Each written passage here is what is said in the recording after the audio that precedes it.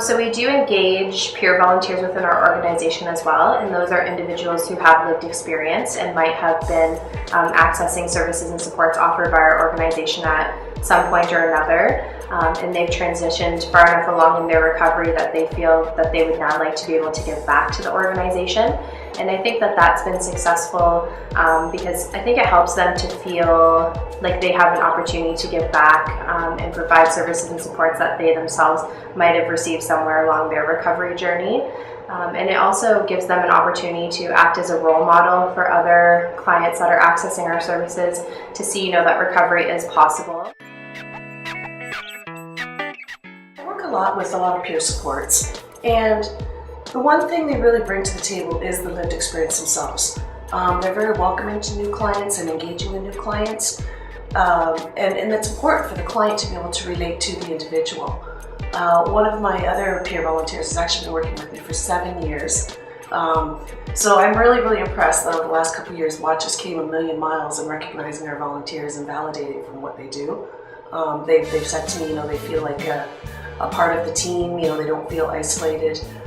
They are in there with staff, there's inclusion between us. So they have a huge impact.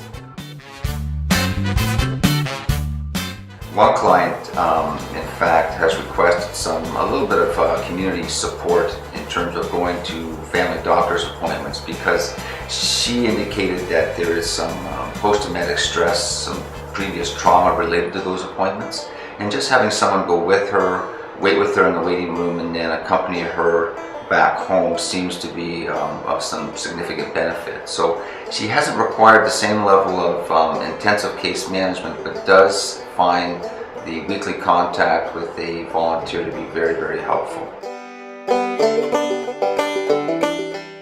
A few instances in this room where women are illiterate, and one of our volunteers, Teresa, has taken that role on of helping them learn to read on an individual basis.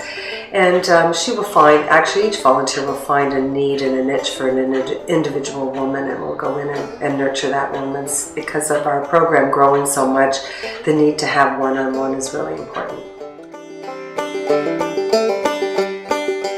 I think that when you're sitting down with someone who's walked a mile in your shoes, it's a lot more powerful than somebody who's helping, who's there and who's being paid to help you. When you're sitting down with someone who's been through what you've been through, they have the answers to the questions that those of us who haven't walked that mile might not have.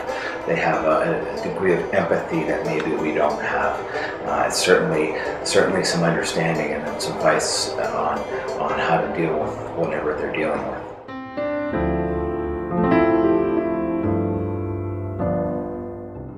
It really adds value to the organization, and love to see volunteers, and it brings new ideas to staff, and I think we owe them a great debt of thanks because they're taking up their time and giving back to us.